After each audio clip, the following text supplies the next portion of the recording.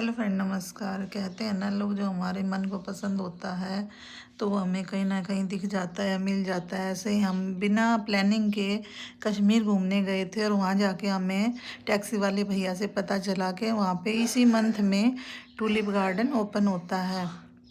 तो उनके वो भैया हमको वहाँ पे लेके गए और वहाँ जाने के बाद हमने देखा कितने सुंदर फ्लावर, लगभग टूलिप के सारे ही कलर वहाँ पे अवेलेबल थे। ये टूलिप गार्डन है और ये सर्दी में ही लगता है और इसके फूल इतने